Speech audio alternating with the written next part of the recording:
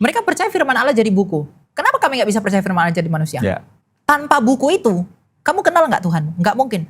Tanpa Yesus yang adalah firman Allah jadi manusia, kamu nggak mungkin mengenal Allah. Makanya Yesus berkata, akulah jalan dari kebenaran dan hidup. Tak seorang pun yang dapat datang kepada Bapa kalau tidak melalui aku. Iya. Oh, itu kok simpel, Firman sesederhana itu menjadi buku kan. bagi mereka. Iya. Gedebuk dari langit toh. Iya. Kita menjadi manusia. Bedanya apa sih? Ini jadi manusia, ini jadi buku. Apa memang harus jadi buku aja? Itu yang buat aturan tuh siapa?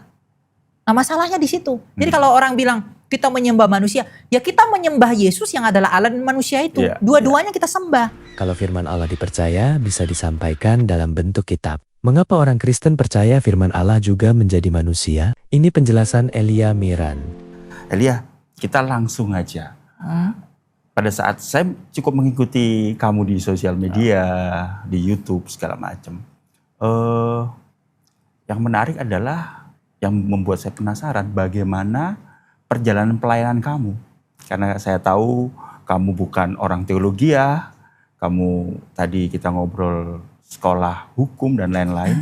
Apa yang menyebabkan kamu aktif di sosial media membela iman Kristen? Untuk sampai di situ bagaimana perjalanannya?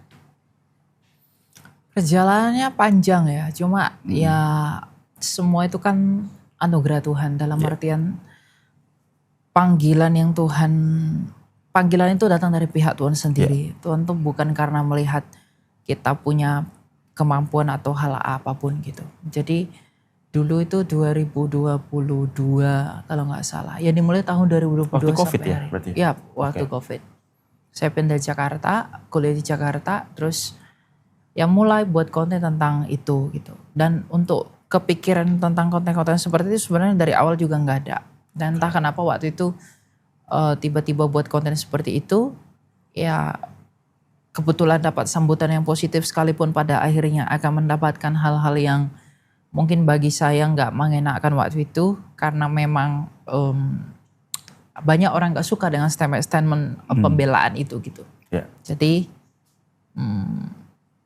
perjalanannya mulai dari situ sampai sekarang. Dan di situ panggilan itu ada. Iya, panggilan itu dari situ. Dari situ dimulai dan terus Sampai sekarang. menggulung. Nah, apakah dalam perjalanannya merasakan bahwa panggilan itu terus kuat? Atau sebenarnya ada masa di mana kamu lemah? Dan jika ada, bagaimana kamu mempertahankan itu, Eli? Panggilan, maksudnya panggilan itu kuat gitu. Dan apakah pernah kamu down? Pasti udah pernah down, tapi bagaimana mempertahankan itu? Apakah memang Kristus yang menopang seperti pada saat Kristus memberi panggilan kepada kamu? Semua yang orang lakukan untuk melayani Allah itu ya harus Allah yang menopang gitu. Kalau ada orang mengatakan bukan Allah yang menopang itu dia berbohong. Ya. Cuma tentang bagaimana topangan Allah itu kerap kali orang salah paham tentang bagaimana Allah menopang para pelayannya. Panggilan itu sendiri itu adalah inisiatifnya Tuhan. Ya. Dan kalau itu inisiatifnya Tuhan, meskipun itu inisiatifnya tapi dia juga membutuhkan atau dia mau manusia meresponi panggilan itu. Nah dalam perjalanannya panggilan itu bagaimana kita mengkonfirmasi panggilan itu ya kita melihat kepada diri kita sendiri. Sudah sejauh apa kita jalan. Nah bagaimana mempertahankannya, apakah sulit? Itu sulit. Sulitnya dalam artian apa? Karena kemanusiaan kita itu akan cenderung dengan ego, dengan kesombongan, dengan kejatuhan dan ketidakmurnian. Ya. Setuju. Itu yang akan membuat pelayanan itu mungkin di mimbar atau di panggung tetap kelihatan sama melalui covernya. Ya. Tapi yang melatar belakangi dan memotivasi itu udah beda gitu.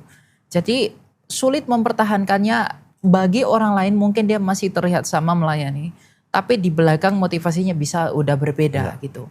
Nah dalam hikmat yang dari Tuhan melalui para bapak kita, bapak-bapak gereja, Tuhan itu kadang memurnikan kita yang melalui pencobaan itu. Ya. Anthony mengatakan bahwa orang gak akan bisa masuk ke dalam kerajaan Allah kalau ia tidak mengalami pencobaan. Bahkan Paulus sendiri dan para rasul pun mengalami penderitaan yang serupa. Sebagaimana Tuhan yang mereka lain juga menderita. Jadi sulit mempertahankannya itu kerap kali disebabkan oleh kita punya paradigma yang salah tentang Tuhan. Dan ketika kita mendekat dengan Tuhan, melayani Tuhan, kita mendapatkan hal yang berbanding terbalik dengan apa yang kita ekspektasikan. Nah, sulitnya itu adalah untuk rela menerima kenyataan bahwa memang melayani Tuhan yang memang harus seperti ini. Dibanding dengan konsep-konsep kita yang terdahulu. Jadi sulit mempertahankan, iya. Tetapi kalau kita, ya itu menjadi rela pun itu kan anugerah Tuhan. Jadi kalau kita berserah kepada Tuhan seperti doanya Kristus yang mengatakan jadilah kehendakmu, kita akan menemukan kebahagiaan, sukacita di balik penderitaan atau sukacita di balik pelayanan yang mungkin tampak biasa-biasa aja, itu nanti Tuhan akan berikan itu. Gitu.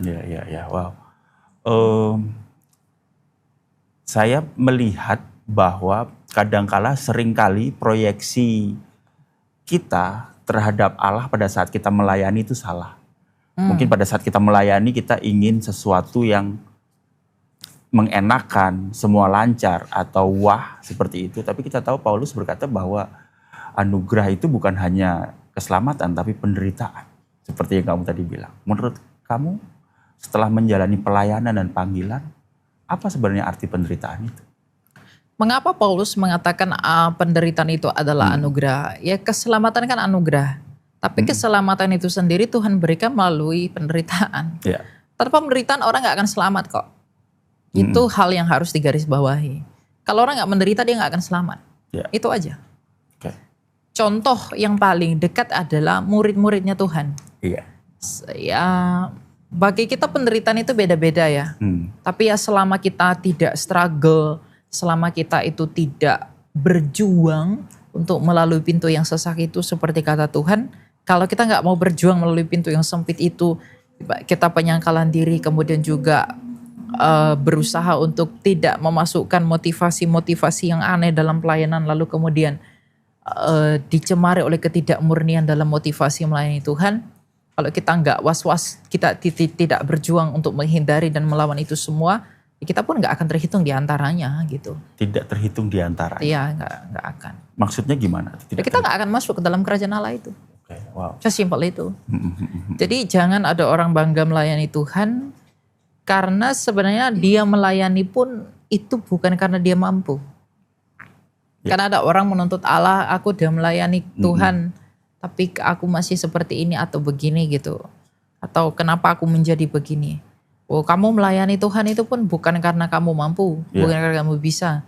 Itu sebenarnya anugerah. Jadi ya nggak ada yang pantas untuk dipertahankan sebagai hak miliknya kita. Kalau Allah saja tidak mempertahankan hak miliknya, dia tidak merendahkan dirinya menjadi manusia, kita nggak mungkin selamatkan. Setuju. Oleh sebab itu kita nggak ada hak sebenarnya untuk bermegah dan merasa saya bisa dan saya mampu pada saat Tuhan memutuskan untuk memakai kita dalam hidup ini. Kita nggak boleh bermegah atas apapun kecuali pada anugerah Tuhan. Setuju. Karena segala sesuatu yang kita anggap megah itu kan anugerah Tuhan. Ada pengajaran Elia yang mengatakan yang sebaliknya, bahwa kita itu adalah kepunyaan Allah, betul. Tapi dalam arti membawanya ke hal-hal duniawi. Kita adalah God's favor. Kita dicintai. In one sense betul. Tapi seperti yang kamu katakan tadi, sebenarnya itu kurang tepat. Bagaimana kita menyikapi hal itu? Itulah cara dosa itu menipu manusia. Misalnya teologi kemakmuran, orang Kristen harus kaya, pelayan Tuhan harus mewah. Itu cara Tuhan menipu manusia. Dia mengatakan begini, kerap kali mereka berkata begini, kita kan udah melayani Tuhan dong. Kita pasti mau yang enak-enak. Masa Tuhan nggak mau memberi kita atas apa yang kita udah lakukan? Itu timbul dari arogansi manusia itu. Dia merasa dia sudah melakukan sesuatu yang layak. Padahal untuk merasa layak pun dia nggak layak, betul, gitu loh. Betul. Kamu merasa layak pun, kamu sebenarnya nggak layak. Nah, banyak orang yang berpikir bahwa dengan melayani Tuhan, dengan dekat dengan Tuhan, kita pasti mendapatkan semua yang enak itu. Karena memang pada akhirnya Tuhan tuh mau kamu hidup enak kok gitu. Ya, Tuhan itu tidak pernah berkata kamu mau hidup enak. Yang Tuhan pikirkan itu hanya satu, kamu selamat atau enggak.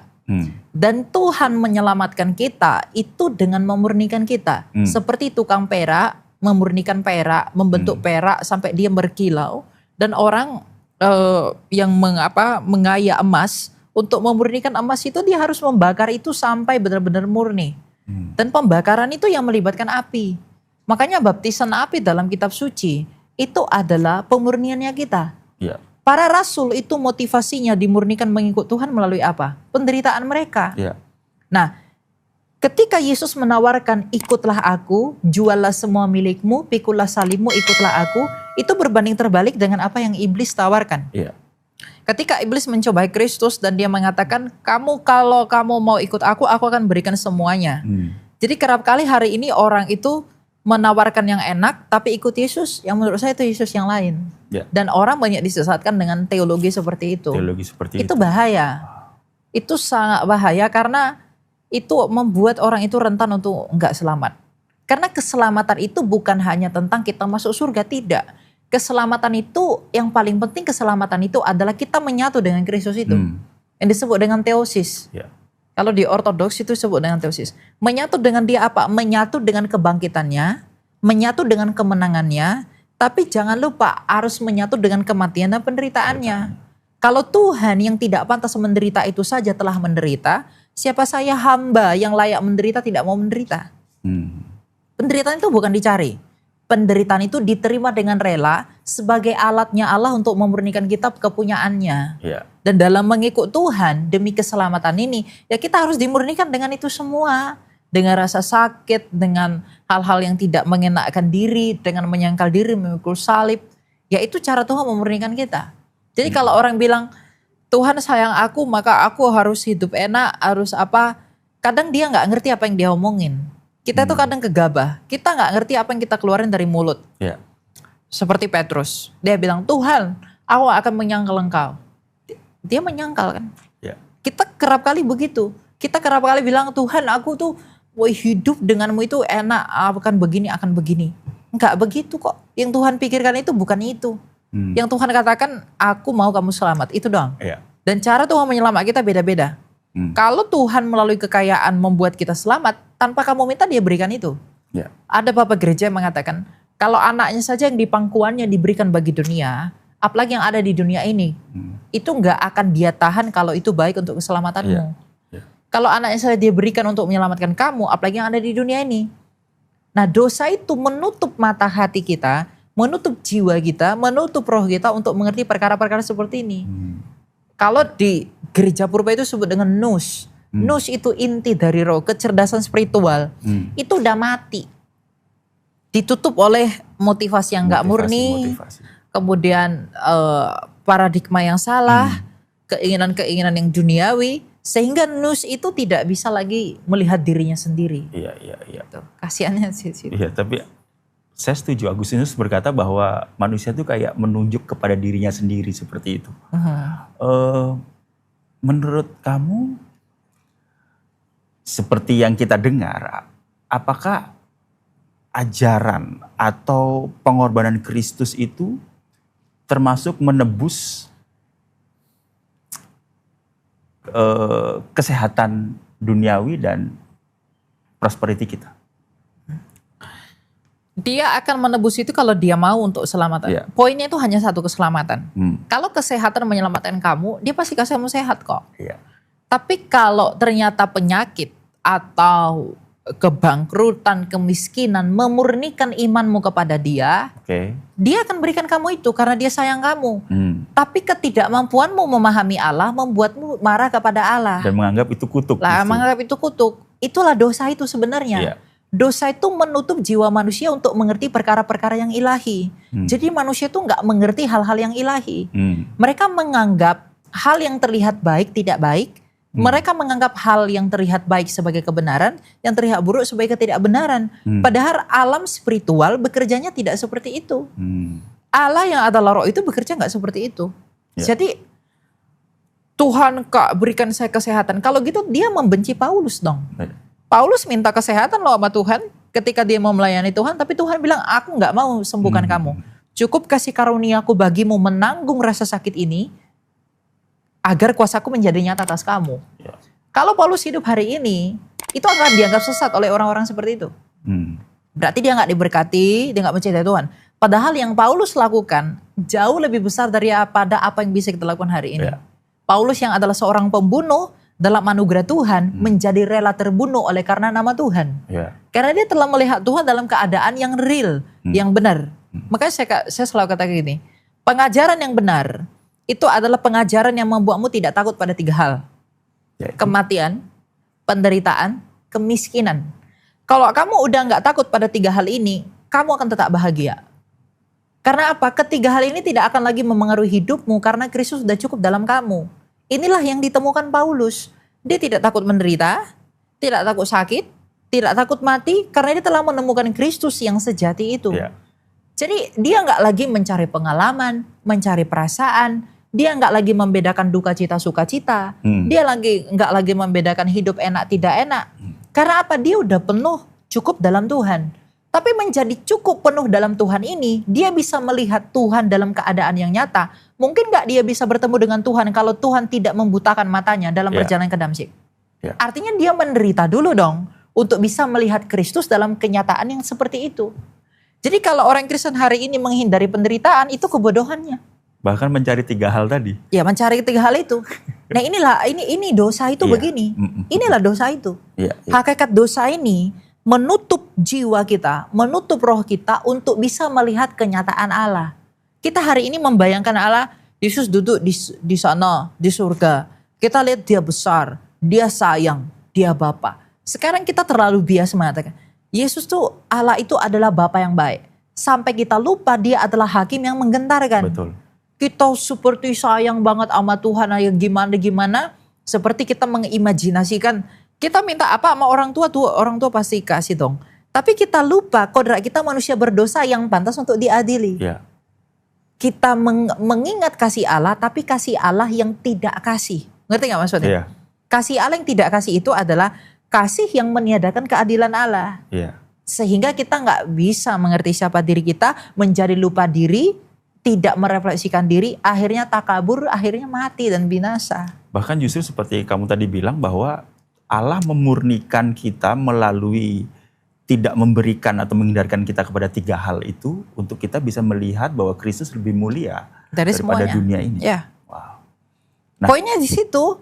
Jadi Tuhan itu ingin kasih tahu gini loh. Aku itu lebih berharga daripada apapun. ya. Argumentasi yang selalu saya bagikan kepada teman-teman tuh apa? Apa sih yang dicari manusia? Apapun agamamu, apapun kepercayaanmu, dari manapun kamu berasal, dari suku manapun, di abad manapun, di peradaban manapun, yang manusia cari itu apa? Hanya satu. Bukan uang, bukan harta, bukan kesehatan, bukan jabatan. Orang cari harta, uang, kesehatan, jabatan itu untuk satu hal ini. Namanya hidup. Ya. Orang mati-matian bekerja demi hidup, untuk bisa hidup. Kalau dia tidak hidup, nggak ada gunanya kekayaan, jabatan, kemasyhuran ini nggak ada. Semua orang semua mati-matian mencari ini demi hidup. Demi hidup. Nah sekarang kita tanya, siapa orang yang dengan kesehatannya bisa tetap hidup? Siapa orang yang dengan kekuasaannya bisa hidup? Siapa orang yang dengan uangnya bisa mempertahankan hidup? Siapa orang dengan kehebatannya dan semua yang dia punya bisa memperoleh hidup? Sampai hari ini tak seorang pun. Ya. Tapi ada satu pribadi 2000 tahun lalu, tanpa semuanya itu, ia telah menginjak maut, menginjak kematian, bangkit pada hari ketiga, mengalahkan kematian itu, menumpakkan diri kepada 500 orang, dan dia hendak berkata, akulah hidup itu. Makanya dia berkata, I'm the wine, akulah pokok anggur yang benar, di luar aku kamu gak bisa berbuat apa-apa. Kita bisa melihat tokoh yang besar, siapa misalnya Alexander the Great, kita bisa melihat Firaun, Cleopatra, Raja Darius, kemudian orang-orang Areopagus, dan macam-macam petinggi-petinggi di dunia ini. Tapi di manakah mereka hari ini? Apakah kebijaksanaan Sokrates menolong dia? Sokrates mengajarkan apa arti hidup. Dia sendiri tidak hidup. Ya, Lao Tzu menuliskan Tao Te Ching. Dia mengajarkan di Tiongkok. Dia mengajarkan esensi dari hidup. Dia sendiri tidak hidup. Mereka mencari hidup tapi tidak menemukannya. Tapi ada satu pribadi ini loh. Dia telah memberi hidup tanpa dengan semuanya itu. Inilah yang dilihat para rasul. Sehingga mereka nggak takut mati. Mereka mengatakan apa? Aku telah melihat Tuhanku telah mengalahkan kematian. Untuk apa aku takut mati? Ya. Nah, orang sekarang takut miskin, takut menderita, takut nggak dapat apa-apa karena takut mati doang. Iya kan? Orang nggak mau miskin karena takut mati. Orang nggak mau menderita karena takut mati. Orang nggak mau sakit karena takut mati. Rasul menghadapi semuanya ini karena mereka telah melihat Kristus telah menaklukkan kematian. Mereka nggak takut apapun. Nggak apa-apa aku menderita. Nggak apa-apa aku mati. Nggak apa-apa aku dianiaya oleh karena Kristus yang hidup itu. Karena bagaimanapun pada akhirnya aku akan hidup sebagaimana Tuhanku telah hidup. Ya. Intinya di situ. Ya. Dan arti kecukupan itu sebenarnya bukan saya nggak kaya nggak miskin. Tapi pada saat kita memiliki Kristus itu cukup. Ya, tapi untuk berkata seperti itu pun nggak mudah. Iya. Karena memang as a human being, sebagai manusia Yang berdosa juga. ya kita lemah di situ. Iya. Kelemahan bapak kita Adam yang rapuh itu kita warisi kok. Iya. Adam aja ketika diciptakan dalam keadaan yang mulia, dia aja rapuh kok. Apalagi kita yang dilahirkan dari dia yang udah jatuh. Iya. Pasti rapuh. Nggak mudah kita ngomong seperti itu sejatinya. Iya.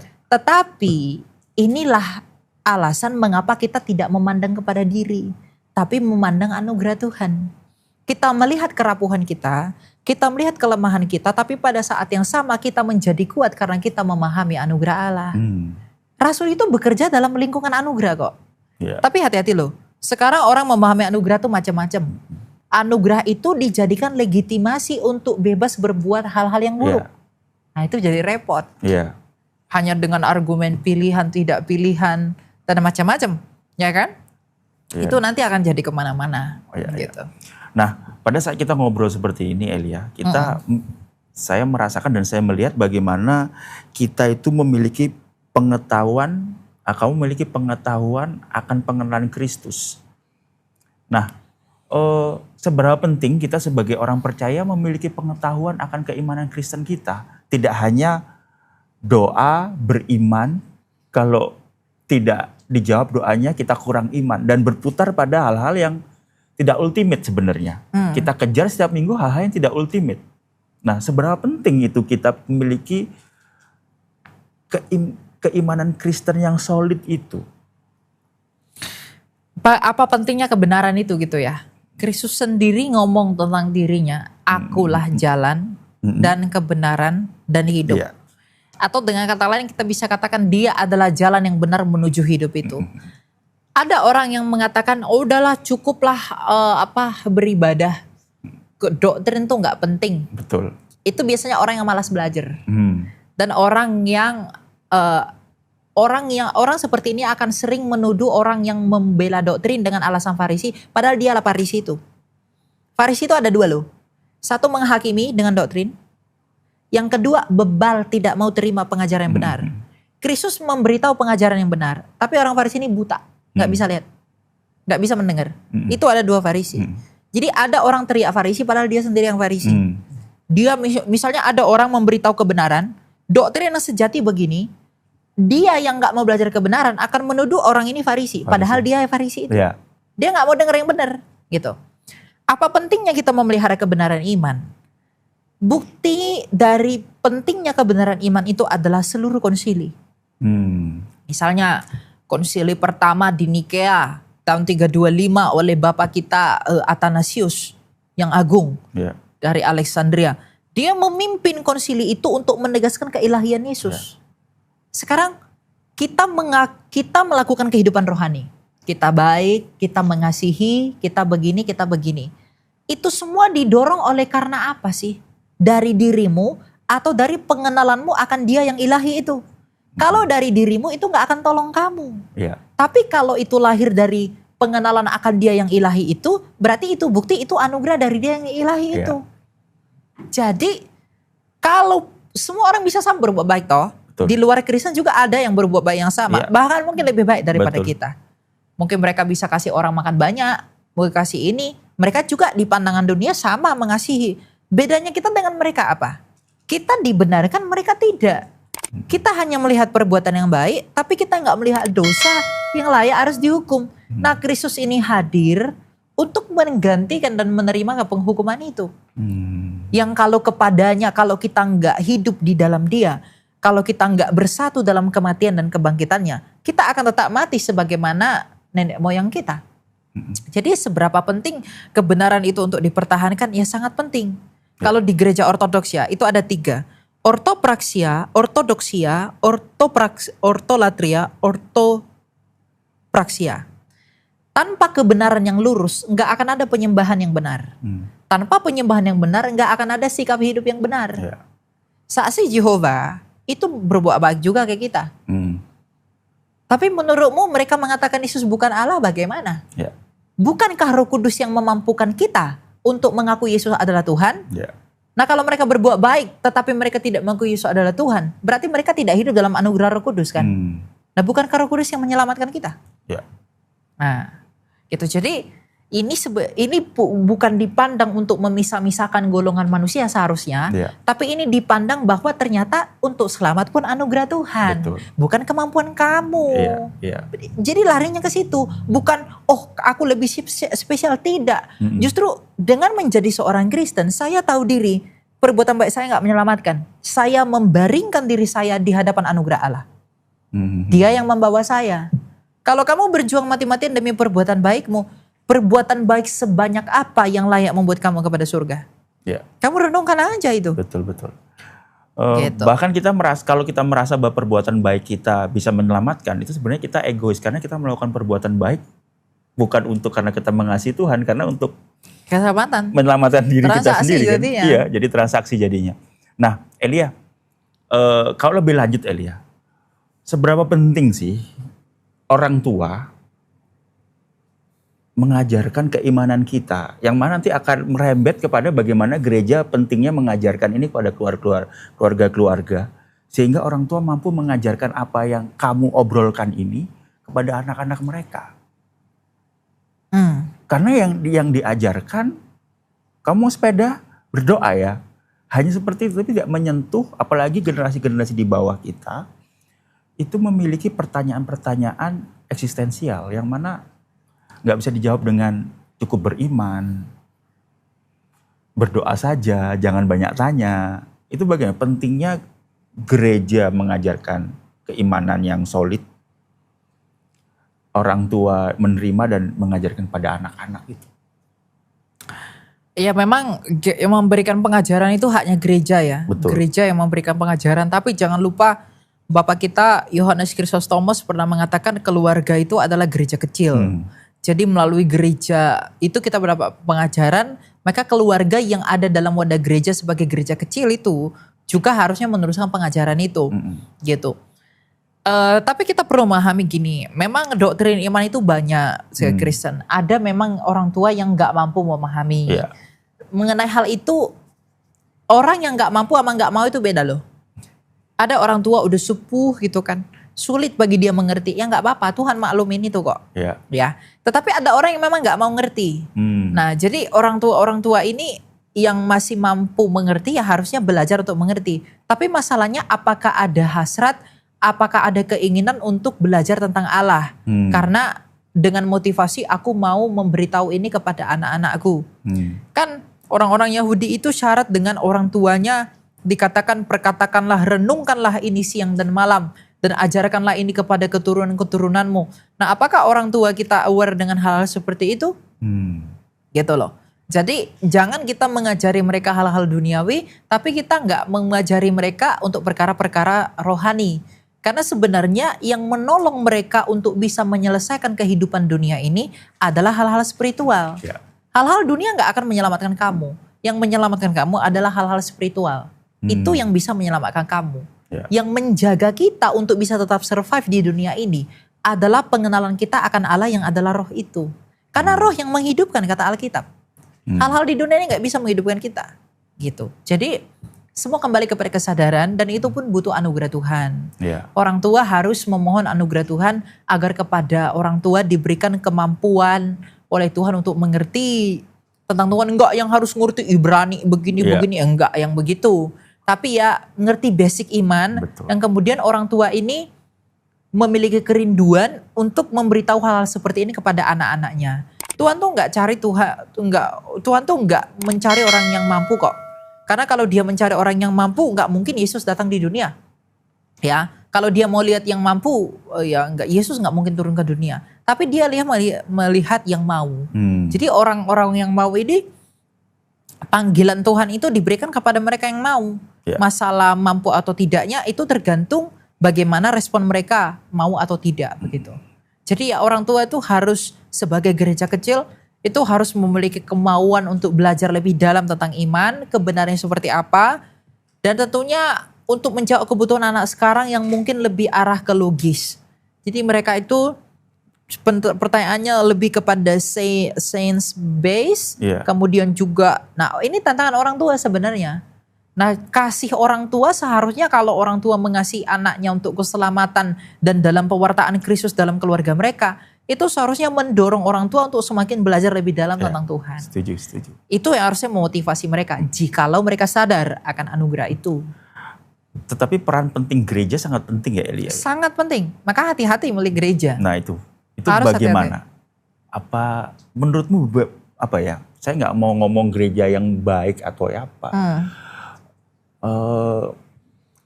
Seberapa penting memiliki gereja yang kuat dalam, bukan kuat ya, memiliki kesadaran untuk mengajarkan keimanan Kristen ini.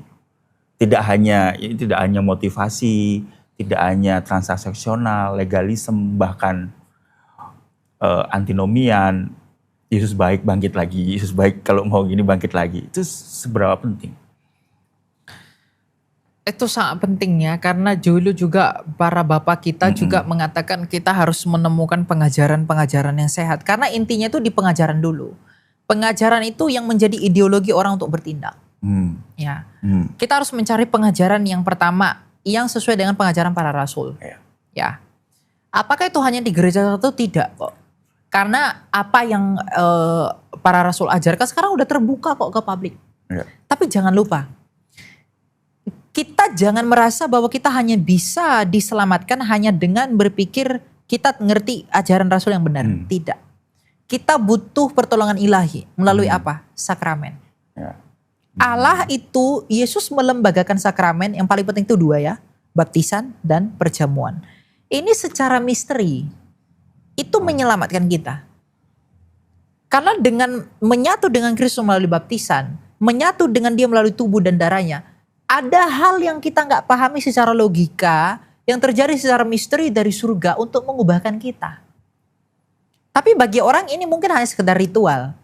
Nah itulah dosa itu. Dosa itu membuat kita berpikir ini hanya ritual. Ini hanya ya pokoknya ini menjadi tanda kamu Kristen doang begitu. Enggak. Ini harus dimaknai berbeda. Karena Kristus yang melembagakannya langsung. Ada maknanya, Yesus melakukan itu enggak untuk main-main. Dia melakukan itu karena memang baik bagi keselamatan kita. Buat keselamatan. Baik buat keselamatan. Ya. Jadi bagaimana memilih gereja yang benar? Yang paling penting adalah lihat ajarannya. Hari-hari ini saya selalu katakan, carilah gereja yang memberikan kamu pengajaran yang membuat kamu tidak takut mati, menderita dan miskin. Karena entah bagaimana, gereja yang membuat kamu tidak takut mati, tidak takut menderita dan tidak takut miskin, itu adalah gereja yang membuat kamu mengerti Kristus, membuat kamu puas dengan Kristus, cukup dengan Kristus sehingga kamu gak takut pada tiga hal ini. Meskipun gak terbatas pada hal-hal seperti itu. Jadi cari gereja seperti itu. Orang sekarang udah jenuh kok dengan gereja. Karena apa? Banyak macamnya kan. Keinginannya, modelnya, gayanya, stylenya, motivasinya, macam-macam. Gereja itu sekarang macam-macam. Di dunia ini kurang lebih ada 100.000 lebih jenis dan macam-macam gereja. Kalau ngomong ke gereja satu, gereja aku lebih baik. Ke satu, aku lebih baik, kamu lebih baik. Kalau itu terus tuh gak ada habisnya. Gak ada habisnya. Tetapi yang makanya kalau kita baca Alkitab itu ya, di kitab Wahyu secara khusus ya, kitab Wahyu 1 sampai Wahyu berapa itu masih ngomongin jemaat tuh. Tapi dari mulai Wahyu pertengahan sampai akhir udah nggak ngomongin jemaat, orang kudus. Nah orang-orang kudus itu yang nggak terbatas pada gereja-gereja tertentu. Tapi orang kudus itu bisa dari gereja manapun. Ya. Tapi itu butuh anugerah Tuhan juga. Untuk bisa dikuduskan, dipisahkan, diasingkan dari hal-hal yang tidak menyelamatkan. Itu butuh anugerah Tuhan. Jadi bagaimana cara menemukan gereja yang benar? Yang pertama itu butuh anugerah Tuhan. Tapi anugerah itu hanya bisa diterima kalau kamu motivasimu benar dulu. Motivasimu cari gereja apa? Itu dulu cek. Ya. Kamu mau apa dulu cari gereja? Kalau kamu mau cari yang hedon-hedon banyak. Entertain banyak. Ya. Kalau kamu mau yang hanya menggantikan hiburan malam dengan gereja, banyak. Ya. Apa yang kamu cari itu dulu. Padahal inti daripada gereja yang sebagai ibu itu adalah pertobatan kan. Ya. Kalau pemazmur dan hikmat Amsal pernah mengatakan begini, orang benar akan mendapatkan tempat pengembalaannya. Mungkin statement saya ini akan kontroversial, tapi saya katakan gini, di mana kamu bergereja itu menentukan isi hatimu. Karena kemana kamu pergi, itulah sebenarnya hatimu. Kecenderungan hatimu. Itu mencerminkan kamu. Sorry to say. Dan kecenderungan hatimu itu bukan sedikit banyak kali dipengaruhi oleh dosa kita. Iya. Di mana kamu digembalakan, itu menentukan karaktermu. Itulah karaktermu sebenarnya. Ya. Makanya saya katakan, cek dulu motivasimu apa. Kamu cari apa sih? Ikut Tuhan tuh cari apa? Kamu mau cari hidup? Ya udah, nggak usah banyak keinginan. Keinginanmu yang mencobaimu. Aku ingin ini, aku ingin ini, aku ingin ini. Bahkan dalam gereja kamu memasukkan perspektif duniawi, ya salah. Nggak boleh begitu. Jadi bingung mana yang mau disembah, diri kita atau... Iya. Jadi jangan mencari Allah, jangan berorientasi pada dirimu. Nggak boleh. Mencari Allah, melihat diri itu melihat dosa, bukan melihat kemuliaan. Kita tahu diri sebagai orang berdosa yang sakit, kita datang untuk disembuhkan oleh tabib yang agung. Mungkin nggak orang pergi kepada dokter kalau dia nggak sadar dia sakit. Kalau dia ngaku sehat-sehat aja atau pengen gimana-gimana aja, mungkin nggak dia datang kepada dokter? Nggak mungkin. Dia harus sadar sakit dulu. Nah, kita harus bisa melihat diri kita harus bisa melihat dosa kita harus bisa melihat kita ini orang yang hina, orang yang butuh pertolongan Allah. Dengan demikian kita akan melihat diri kita apa adanya. Oh, ternyata aku nggak rohani, aku munafik, aku palsu, aku sakit ternyata Tuhan, aku butuh disembuhkan. Tuhan tolong bawa aku agar aku bisa disembuhkan, aku bisa dibina, aku bisa digembalakan dengan baik. Tuhan akan menuntun kamu kepada tempat yang Dia mau. Kalau hati kamu benar-benar mencari Allah. Karena hikmat itu mengatakan begitu. Alkitab mengatakan orang benar akan mendapatkan tempat pengembalaannya. Jadi di mana kamu digembalakan hari ini, itulah isi hatimu. Menarik. Ya iya. Kecenderungannya hati kita kemana, disitulah kita. Di mana hartamu berada, disitulah hatimu berada. Permasalahan terbesar gereja pada hari ini, walaupun banyak yang gak sadar, adalah hilangnya pemberitaan salib. Pemberitaan Kristus. Yang mana lebih parahnya adalah bagi banyak orang, Injil itu hanya berguna, tidak mulia. Menurut Elia, seberapa urgent ini untuk mengembalikan? Ini bukan sesuatu yang mudah untuk dilakukan, tapi saya harap bisa dibikin lebih kuat lagi seberapa penting pemberitaan itu tidak menjadi yang utama. Karena seringkali kita mendengar itu hanya pada saat Jumat Agung, pada saat Paskah. Sehingga Injil hanya berguna, tidak mulia lagi. Ya, salib itu sebenarnya inti kehidupan orang percaya ya. Salib inilah yang memulai Alkitab. Kalau salib ini gak terjadi, Alkitab itu gak akan dikanon. Alkitab itu dikanon karena melihat nubuatan-nubuatan, oh akhirnya ke salib nih, gitu kan. Jadi salib inilah inti dari kehidupan kita. Makanya saya selalu bawa salib, ini salib koptik, tapi macam-macam salib. Tapi salib itu sebenarnya bukan hanya penampilan pegangnya salib, bukan juga. Tapi salib itu tentang bagaimana kita bangga bahwa melalui yang katanya dulu kutukan ini, melalui inilah Tuhanku menyelamatkan aku. Makanya Rasul mengatakan apa? Allah telah menjadikan hikmat dunia menjadi kebodohan. Tapi bagi dunia, pemberitaan salib adalah kebodohan.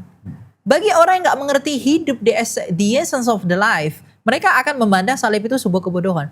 Tapi justru Allah telah datang melalui yang dianggap kebodohan itu untuk menyelamatkan manusia. Iblis berpikir melalui salib Yesus dikalahkan loh. Tapi ternyata Yesus sendiri yang menginjak kepala mereka melalui salib yang sama. Senang kan iblis ketika Yesus disalib? Hore-hore dia. Oh ini lemah, miskin, ini orang ngapain dia, lebih baik dia mati begitu. Pokoknya tujuan iblis itu sejak awal ingin menghancurkan Yesus. Tapi Tuhan Yesus mengizinkan dirinya disalibkan. Karena apa? Dia tahu melalui kejahatanmu ini aku akan menaklukkan kamu. Makanya di dalam Kejadian 50 ayat 20 dikatakan, kamu merencanakan yang jahat terhadap aku, tapi Allah telah merencanakannya demi kebaikan dan memelihara kehidupan banyak orang. Ya. Meskipun memang sebenarnya di balik keselamatan di salib ini ya Allah sendiri yang bekerja. Iblis nggak ada bagian. Iblis hanya pengen hancurkan Yesus doang kok. Allah itu grand design, grand master dari salib itu. Tapi iblis yang nggak tahu apa-apa ini ya pokoknya nafsunya itu ingin menghancurkan Yesus ini. Nah kita harus bangga akan hal itu. Alat yang telah digunakan si jahat untuk menghancurkan Yesus telah digunakan oleh Allah melalui cara yang sama untuk mengalahkan iblis. Itulah kemuliaan salib itu. Alat yang dianggap hina kan dianggap kutukan itu. Alat yang dianggap terkutuk telah diubahkan oleh Allah menjadi sesuatu yang mulia bagi orang yang dia perkenankan. Itulah kemuliaan salib. Nah ini yang menjadi kekuatan bagi orang percaya sebenarnya untuk menjalani hidup. Ini yang dipandang orang, Tuhanku yang menderita itu, yang terkutuk itu, yang mati terpaku itu, yang tak pantas menerima penderitaan tapi telah menerima penderitaan untuk menyelamatkan kami. Inilah anugerah yang sejati, itu yang seharusnya menjadi kekuatan kita untuk menjalani hidup ini. Betul. Sehingga ketika kita terpuruk dalam keadaan yang lebih buruk sekalipun, kita tetap memandang kepada Tuhan. Aku sekalipun terpuruk, aku berdosa, aku pantas menerimanya. Sedangkan ada Tuhanku yang demi keselamatanku, yang tak pantas menerimanya, telah rela menerimanya demi aku. Itulah cinta. Itulah kemuliaan salib itu di situ. Di salib itulah bukti kasih Yesus yang sempurna sebagai Adam yang kedua, menggantikan Adam yang pertama yang rusak itu, yang gagal mengasihi Allah itu. Di situ letak kemuliaannya. Jadi salib penghiburan bagi orang percaya itu benar. Karena kamu seburuk apapun hidupmu, ketika kamu memandang kepada ini, kamu gak akan sibuk membandingkan diri. Dia yang gak pantas menderita, telah menderita oleh karena kamu. Kamu yang pantas menderita, kenapa kamu gak mau menderita? Saya pantas menderita kok. Ketika saya dulu berapologet, saya di demo orang sebelah, dikejar-kejar, saya dilempari lah macam-macam, digeruduk-geruduk apa segala macam. Saya nggak menganggap itu kemuliaan saya. Saya pantas kok Tuhan menerima itu. Karena mungkin dalam narasi saya ada ketidakmurnian. Sehingga merespon hal-hal seperti itu. Saya nggak menganggap, oh inilah saya sebagai orang yang seperti para rasul. Enggak. Saya menganggap ya itu hal yang patut saya terima. Mungkin saya ngomongin terlalu frontal, saya terlalu menggebu-gebu, akhirnya memicu reaksi seperti ini. Saya pantas menerima itu.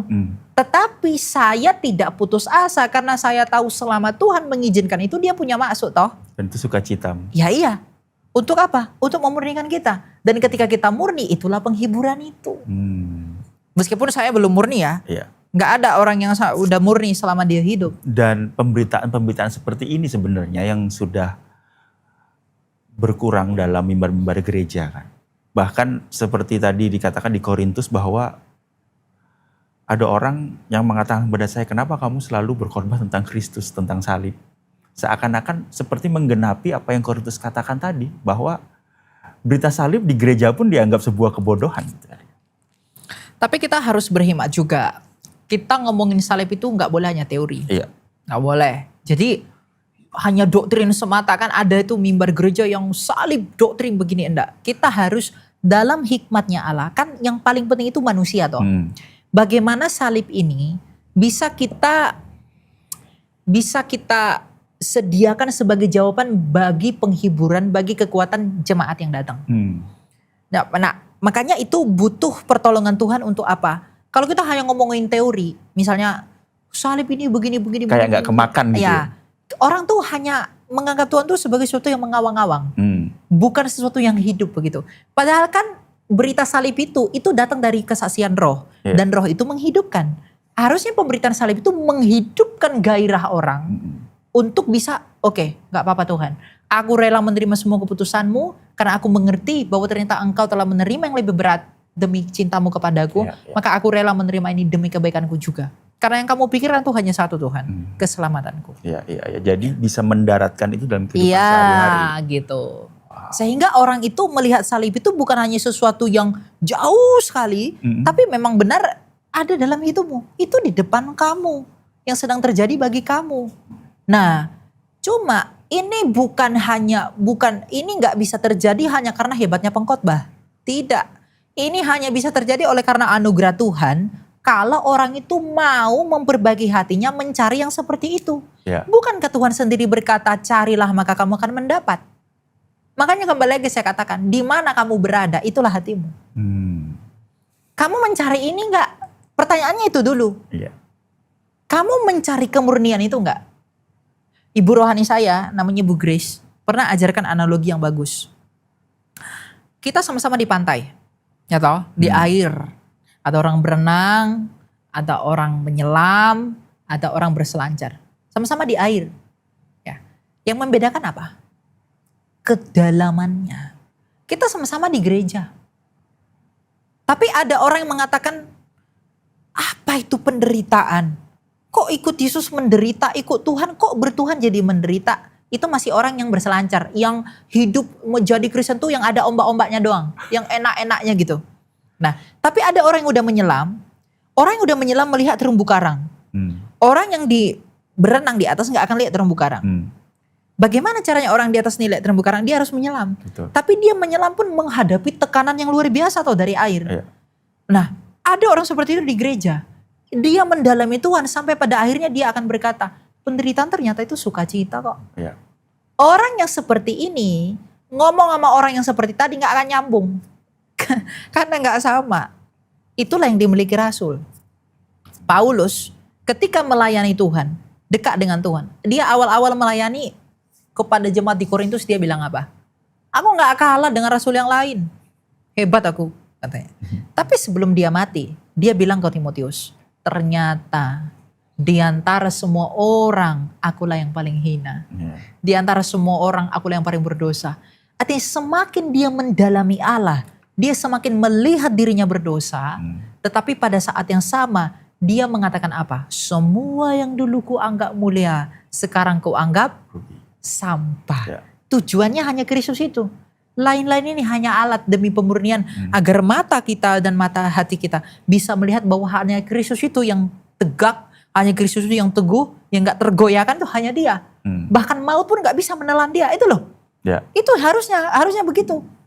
Nah, makanya saya katakan, apakah kamu mau menyelam? Itu dulu. Iya. Kamu mau nggak menyelami? Kamu jangan berharap melihat apa yang Paulus lihat kalau kamu nggak mau mendalami Allah. Karena orang maunya enak-enak, cuma berselancar, tapi lihat terumbu karang. Itu impossible. Nggak mungkin. Membangun kesadaran untuk menyelam itu bagaimana ya Elia? Apakah perlu, memang saya tahu perlu anugerah Tuhan. Iya. Apa kembali lagi kepada peran gereja untuk menyadarkan itu? Gereja itu hanya mengingatkan dan mengajarkan. Iya. Yang menghidupkan pengajaran itu, seperti tadi podcast sebelumnya, ya Bapak Juanda tadi mengatakan bahwa ada yang menyiram, ada yang mengini, tapi yang menumbuhkan itu kan Allah. Iya. Maksudnya begini, gereja itu hanya menanam benih, melaksanakan sakramen ilahi, menanamkan benih kebenaran keselamatan dalam kita. Yang membuat itu bertumbuh itu roh Allah. Tapi untuk bisa menerima siraman daripada roh Allah, kita memanggil nggak? Kita rindu nggak untuk disiram? Kita mau nggak untuk ditumbuhkan? Kalau kita nggak mau untuk ditumbuhkan, buat apa? Simpelnya di situ. Nah sekarang, bagaimana saya bisa memiliki kesadaran itu? Kamu memiliki kesadaran itu, Makarius, Bapak Padang Gurun mengatakan, jiwa hanya boleh disadarkan kalau Roh Kudus menerangi hatinya. Ya. Itu yang pertama. Nah sekarang, untuk Roh Kudus bisa menerangi jiwamu, kamu harus benar-benar haus akan Allah. Tapi sebelum haus akan Allah, ini ada beberapa tahapan. Kamu harus mengenali dirimu dulu. John Calvin, seorang bapak reformator, dalam bukunya Institutio pernah mengatakan begini, kalau kamu gak mengenal dirimu, kamu gak bisa mengenal Allah. Kita harus mengenali diri kita dulu, baru kita bisa mengenal Allah. Kalau kita gak mengenal diri kita gak bisa mengenal Allah.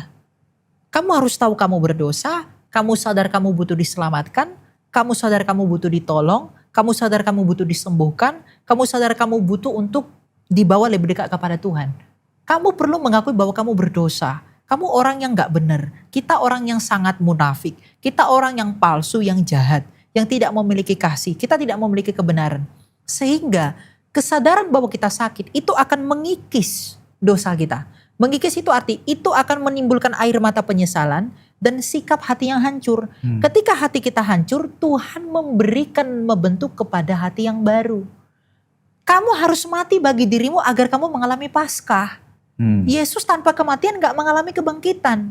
Kalau kamu mau mengalami kebangkitan seperti Tuhan, kamu harus mati bagi dirimu dulu. Tapi untuk mati bagi dirimu, kamu harus menderita. Sebagaimana Tuhan sebelum kematiannya harus menderita dulu. Penderitaan, kematian, kebangkitan. Gak ada kebangkitan tanpa kematian, gak ada kematian tanpa penderitaan. Jadi penderitaan itu adalah sesuatu yang melekat pada Kristus. Gak bisa kamu hindari. Jadi bagaimana caranya saya memiliki kesadaran akan seperti itu? Kamu harus kenal dirimu dulu. Bagaimana caranya saya mengenal diri saya? Ini penting ini. Bagaimana cara saya bisa mengenal diri saya? Mengenali diri itu membuahkan satu, kerendahan hati. Tetapi untuk mengenali diri pun ini juga diperlukan. Ya. Dan itu anugerah Tuhan. Tapi yang penting bagaimana caranya aku bisa melatih, aku bisa melihat diriku. Perbanyak berdiam diri. Hari ini gereja mengajarkan kamu sibuk, 24 jam di gereja mungkin. Senin, Selasa, Rabu, Kamis aktivitas ini rame-rame. No. Yesaya mengatakan dengan diam dan tenang kamu ada kekuatan. Petrus juga mengatakan di sana ada pertobatan. Kamu perlu berdiam diri. Kamu perlu tutup kamarmu, kamu sendirian di sana.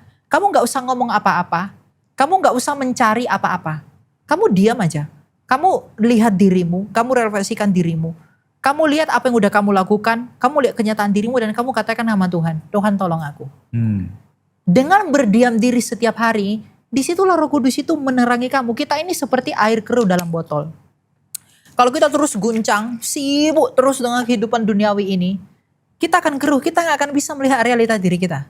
Tapi kalau air yang keruh ini, kamu diamkan untuk sementara, yang kotor itu akan mengendap, dosa itu akan mengendap, karena dosa itu daya paksa loh. Dosa itu daya paksa. Dosa itu adalah daya paksa untuk melakukan apa yang tidak berkenan di hadapan Allah. Tanpa daya paksa, dosa gak akan berbuah matang dan melahirkan maut. Ketika kita berdiam, kita nggak mencari apa-apa, kita nggak mencari perasaan, kita nggak mencari tanda-tanda yang wah, kita diam aja. Kita melihat Tuhan, membayangkan salib Tuhan, kita melihat diri kita sebagai orang berdosa. Di situ Roh Kudus itu secara misteri akan menerangi kamu tentang siapa kamu. Di situ kamu sadar kamu siapa. Semakin kamu melatih itu setiap hari, ada pertobatan. Itu yang penting. Kita mengenal diri kita sendiri dan juga mengenal kecenderungan hati kita itu tadi. Ada juga orang yang berpura-pura rendah hati untuk pujian loh. Nah, itu juga gak benar. Betul. Itu juga gak benar. Ada orang berpenampilan misalnya untuk terlihat ini untuk dapat pujian. Itu gak benar. Itulah dosa. Makanya salah satu teolog berkata bahwa kita tidak hanya perlu bertobat untuk hal buruk yang kita lakukan, tetapi hal baik yang kita lakukan dengan tadi motivasi. Makanya saya katakan tadi, di mana hatimu berada, disitulah kamu berada sebenarnya. Itu menunjukkan kamu siapa. Karena kan Amsal mengatakan, Amsal 4 ayat 23 mengatakan, jagalah hatimu dengan segala waspadaan, karena dari situ hidupmu terpancar. Gitu. Ada hal menarik yang pengen saya tanyakan Elia. Saya pernah ketemu dengan seorang adik di pelayanan, dia bilang, saya terpanggil tapi saya tidak mau sekolah teologi ya. Salah satu nama yang disebut adalah dirimu. Kayak si ini, kayak Elia gitu-gitu. Yang mana saya ingin tanyakan adalah, apa harga yang kamu bayar sehingga kamu memiliki pengetahuan seperti ini? Dan apa yang kau sarankan kepada adik itu? Jadi saya pikir, kan tidak semua orang memiliki, diberi anugerah untuk memiliki semangat untuk belajar, semangat untuk mencari tahu. Ada orang yang dipaksa untuk mengetahui sesuatu dengan sekolah, dengan pendidikan formal, gitu. Gimana? Kadang inilah misteri kehidupan spiritual itu seperti ini. Jadi artinya begini. Ketika kita berambisi menjadi sesuatu, itu bukan hal yang ilahi. Itu indikatornya. Iya, iya. Aku mau jadi begini, aku mau jadi begini. Enggak boleh. Aku mau jadi seperti Paulus. Saya pernah ngobrol dengan Pak Stephen Tong. Saya bilang, Pak Tong, saya mau jadi martir. Dia bilang, oh saya lama pengen martir, saya nggak martir-martir kok sampai hari ini. Beliau bilang gitu? Beliau ngomong gitu. Sekarang dia udah umur 87 kalau nggak salah. Saya udah lama pengen jadi martir, tapi saya nggak mati-martir. Ingat, martir itu hadiah. Wow. Kamu nggak bisa mengusahakan jadi martir. Tuhan gak izinkan kamu martir, kamu gak akan martir. Jadi jangan kejar apapun. Serahkan semua kepada kehendak Allah. Itu kuncinya. Jadi bagi kamu yang punya, saya gak mau sekolah teologi, saya gak mau begini. Sekolah teologi itu penting, sangat penting. Itu membekali kita. Saya bukan gak mau sekolah teologi, saya belum punya kesempatan. Mungkin dalam tahun ini saya akan pergi karena saya berdiskusi dengan Bapak rohani saya, seorang apologet juga. Beliau mengatakan, ya kamu mungkin tahun ini bisa masuk ke dia tempat punya kampus dan mungkin saya akan ke sana begitu. Nah, ada kendala dalam hal-hal yang saya nggak perlu ceritakan lah untuk bisa melalui itu, karena saya juga sekarang dalam tahap-tahap yang seperti itu. Jadi bukan nggak mau belajar, nggak mau sekolah, tetapi belum di dalam kesempatan itu. Dan Bapak rohani saya juga mengatakan, Bapak rohani saya yang lain, sebelum kamu masuk ke sekolah teologi, kamu harus persiapkan hatimu dulu. Agar pengetahuan dari sekolah teologi nggak kamu gunakan untuk mentungin kepala orang. Tapi kamu gunakan untuk menghidupkan semangat orang lain dalam mengikut Tuhan. Jadi kamu siapin hatimu dulu. Setelah kamu tahu Tuhan kenal seperti apa, dari gereja kamu Tuhan kenal seperti apa, kamu masukin nih pengetahuan-pengetahuan untuk kamu gunakan sebagai alat bagi Allah. Karena hati yang tidak siap, diberi pengetahuan yang banyak, itu akan menjadi rusak. Karena gak semua orang tahan dalam kemuliaan. Gak semua orang tahan dalam kemuliaan. Kalau dia belum rendah hati, diberi pengetahuan yang besar, itu akan digunakan untuk sibuk menjatuhkan orang lain. Itu yang saya lakukan dulu. Wow. Iya. Itu yang kamu lakukan dulu? Iya. Jadi pokoknya ada orang beda pendapat dengan saya, sesat. Ada orang beda dengan saya, sesat. Meskipun bukan penafsiran saya pribadi, saya gak pernah menimbulkan penafsiran. Saya hanya mengajarkan apa yang diajarkan oleh yang dulu-dulu saya pelajarin. Meneruskan aja.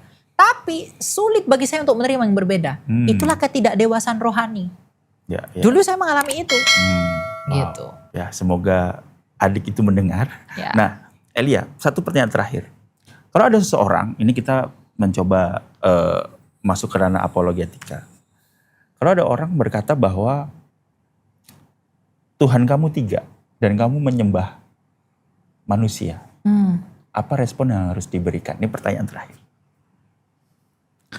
Menyembah Tuhan 3. Kita itu gak pernah sembah 3 Tuhan. Dalam perjanjian lama, perjanjian baru, ya ada 4 masa ya. Perjanjian lama dalam semuanya orang Israel mengatakan Allah itu esa, Ulangan 6 ayat 4. Perjanjian baru, Tuhan Yesus mengatakan dalam Yohanes 17 Allah itu esa. Oke. Rasul Paulus dalam 1 Korintus 8 mengatakan Allah itu esa. Setelah eranya Rasul nih, era muridnya Rasul Konsili Nikea 325, Bapak Gereja Athanasius dalam melawan Arius, dia mengatakan, Credo Nikea mengatakan, aku percaya kepada satu Allah. 4 zaman, berapa ribu tahun ini, itu mengatakan kekristenan hanya percaya satu Allah. Kalau begitu, apa itu Trinitas? Trinitas itu tidak pernah mengganggu keesaan Allah. Tidak. Trinitas itu menjelaskan Allah yang esa itu. Jadi Trinitas itu bukan tentang berapa Tuhan. Tidak. Allah itu cuma satu. Tapi bagaimanakah Allah yang satu itu? Oh, ternyata Allah yang esa itu adalah Bapa yang memiliki firman dan bersama dengan Roh-Nya yang kudus. Firman itu menjadi manusia, itulah Yesus. Roh Kuduslah yang menolong kita hingga pada hari ini. Maka Bapa, Firman atau Anak dan Roh Kudus, Allah yang esa, itulah Tritunggal. Jadi itu berbicara seperti apa Allah. Ini botol nih satu. Ini satu, nggak ada orang bisa bilang ini 2. Tapi bagaimana menjelaskan botol yang satu? Oh, dia ada desain begini. Dia ada tutup warna orange. Airnya cuma setengah. Itu bisa dijelaskan. Nah, Allah yang satu itu, bagaimana dia bisa dijelaskan? Dia dijelaskan melalui apa yang dia wahyukan. Bapa bersama firman-Nya yang disebut anak, Yohanes 1 ayat 14, dan juga bersama dengan Roh-Nya yang kudus. Jadi Bapa dan Anak dan Roh Kudus itu adalah 3 pribadi dalam satu hakikat. Tapi pribadi di situ pun jangan kau pahami 3 orang. Ya. Pribadi di situ adalah hipostasis yang hidup karena Allah itu esensinya itu hidup. Gitu. Jadi kalau orang bilang kita menyembah 3 Allah, mereka hanya salah paham tentang iman kita. Orang semakin belajar iman, jangan kamu tanya kekristenan sama orang yang bukan Kristen. Ya. Repotnya begitu. Konsepnya beda. Ada orang meninggalkan Kristen, lalu setelah keluar dari Kristen, merasa seolah-olah lebih tahu tentang Kristen. Memfitnah orang Kristen menyembah 3 Tuhan. Padahal yang membuat dia murtad dari Kristen karena dia nggak mengerti ini. Ya. Dia membawa ketidakmengertiannya menjadi suatu kebenaran di imannya yang baru. Nah itu yang jadi repot. Ya.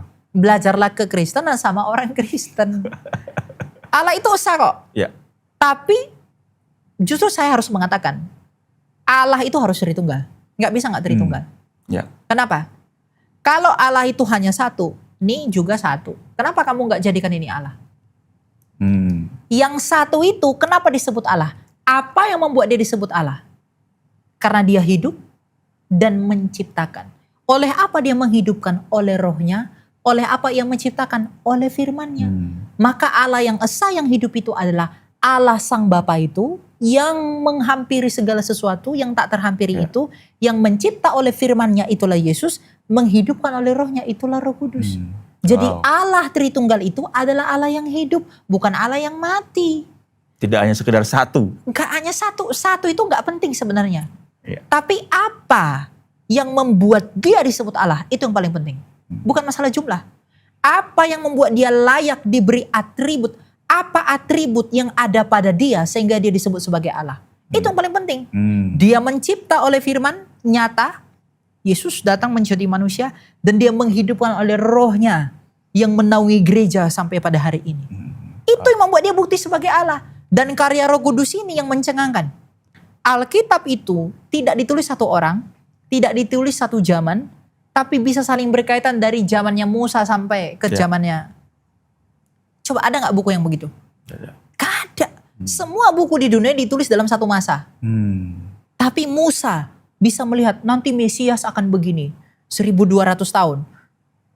Yesaya 700 tahun. Nanti Mesias akan begini. Mika mengatakan nanti dia akan lahir di sini. Yeremia mengatakan dia akan begini. Dia akan begini. Sampai Maliake. Satu orang yang genapi semua ini. Bayangin. Nubuatan yang berdiri 1500 tahun ini. Digenapi satu orang. Kalau bukan Allah, dia yang adalah Allah yang melakukan ini. Siapa lagi coba? Siapa orang yang umurnya 1000 tahun? Adam aja gak sampai 1000 tahun. Betul. Wow. Gitu. Ya. Kalau menyembah manusia? Gak ada yang menyembah manusia. Kita menyembah Allah yang menjadi manusia. Ya. Kalau orang bilang, mana mungkin Allah jadi manusia? Itu masalahmu. Itu udah jadi masalahmu. Itulah masalahnya. Mana mungkin dia mau jadi tokek, mau dia jadi kedondong pun. Memang kenapa? Jadi kedondong, tapi untuk apa dia jadi kedondong? Kan itu kan. Simpelnya di situ. Jadi kalau ada orang, kenapa Allah jadi manusia? Itu masalahmu. Memang Allahmu gak bisa jadi manusia. Gitu. Kalau Allahmu gak jadi manusia, dia bukan Allah. Allah kami masanya bisa jadi manusia. Kan gitu. Tapi satu hal yang saya sering dalam argumen dengan teman-teman sebelah ini secara khusus. Ya. Mereka percaya firman Allah jadi buku. Kenapa kami gak bisa percaya firman Allah jadi manusia? Tanpa buku itu, kamu kenal gak Tuhan? Gak mungkin. Tanpa Yesus yang adalah firman Allah jadi manusia, kamu gak mungkin mengenal Allah. Makanya Yesus berkata, akulah jalan dari kebenaran dan hidup. Tak seorang pun dapat datang kepada Bapa kalau tidak melalui aku. Itu kok simpel sesederhana itu. Firman itu menjadi buku kan? Bagi mereka, gedebuk dari langit toh. Kita menjadi manusia. Bedanya apa sih? Ini jadi manusia, ini jadi buku. Apa memang harus jadi buku aja? Itu yang buat aturan tuh siapa? Nah masalahnya di situ. Jadi kalau orang bilang kita menyembah manusia, ya kita menyembah Yesus yang adalah Allah dan manusia itu. Dua-duanya kita sembah. Kita menyembah dia. Kalau kita menyembah Yesus ya kita menyembah keduanya dong. Kodratnya. Betul. Kita menyembah keilahiannya, kita menyembah kemanusiaannya. Karena tanpa kemanusiaannya itu, kita nggak bisa menjadi manusia yang layak seperti dia untuk bisa tinggal di surga. Makanya saya bilang, kenapa Yesus pergi ke surga dengan tubuh kemanusiaan? Untuk mempersiapkan manusia untuk bisa tinggal di sana. Makanya dia bawa kemanusiaannya. Makanya penulis surah Ibrani mengatakan dia menjadi pembuka jalan, perintis bagi kita. Agar kita yang manusia ini bisa ada di sana nanti. Wow. Gitu. Jadi jangan takut dengan argumen Allah kok jadi manusia. Iya. Ya karena kamu manusia, dia sayang kamu, dia selamatin kamu. Jadi kita menyembah Allah yang menjadi manusia, bukan menyembah manusia, Ya, mengalahkan manusia. Ya, enggak ada. Kita menyembah manusia yang dialahkan tuh enggak ada. Oke Elia, thank you banget pembicaraan yang menarik. Semoga pemirsa juga mendengar dan dikuatkan. Bagaimana menurut Anda? Mari berdiskusi dengan santun di kolom komentar. Jika pembahasan ini menambah wawasan Anda, jangan lupa like, share, dan subscribe agar semakin banyak orang dapat belajar dan memahami firman Tuhan.